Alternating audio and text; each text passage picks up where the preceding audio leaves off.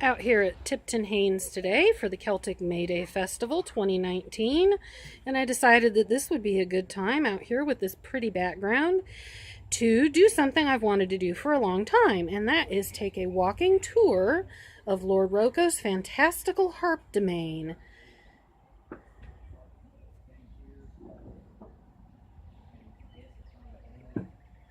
Now, the full story of Lord Roco's fantastical world I will post with this, so we're just going to take a look at everything as it is today. At the very top, we have the Jabberwocky's wife, and we can see that she's lost one of her horns. I'm not exactly sure how that happened. I think maybe some vines grew over it, and she heard her babies crying from their nest, and she got upset and went to get up, and her horn broke off. And speaking of her babies, where are they? And here they are. There are her little baby dragons in their nest. You can see where they have just torn their nest apart. I think they've gotten bored waiting for their mom to come and feed them sometimes, and they've ripped it up. You can also see that one poor baby dragon is missing his head.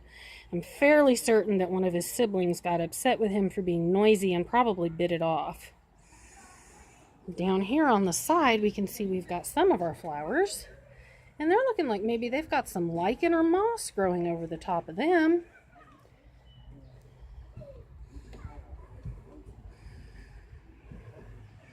On the sides of Roco's head, we've got his little pangolins.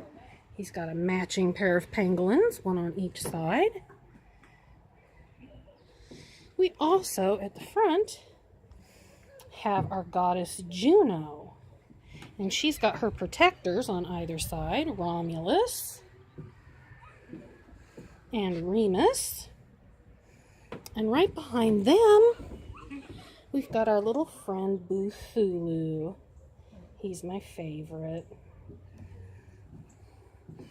Just below Juno we've got our little grasshopper Katydid, and he's missing his antenna. Not sure how that happened, but right below him is Io. And of course, Io was turned into a cow by Juno when Juno got upset with her for fooling around with Zeus. And she appears to be eating flowers off of the top of the not-so-great god Pan's head, who appears to have lost an ear.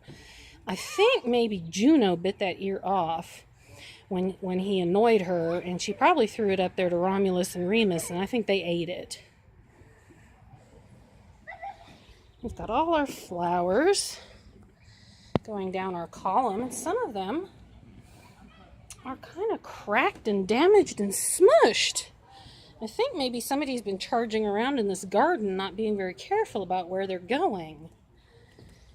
All right, and down at the bottom, we have our gargoyles, the butcher and the baker, and right between the gargoyles is our lovely Lady Lily. And on either side, we have Tweedledum and Tweedledee.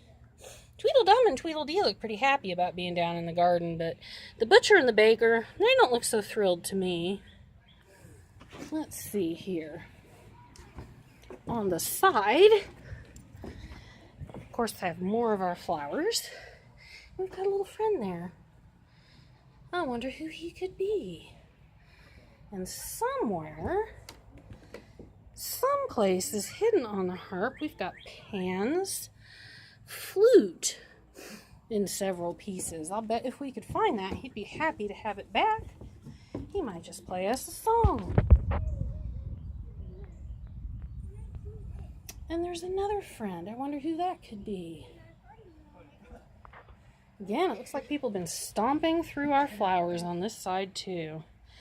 I wonder if the gargoyles got loose one night and went stomping around.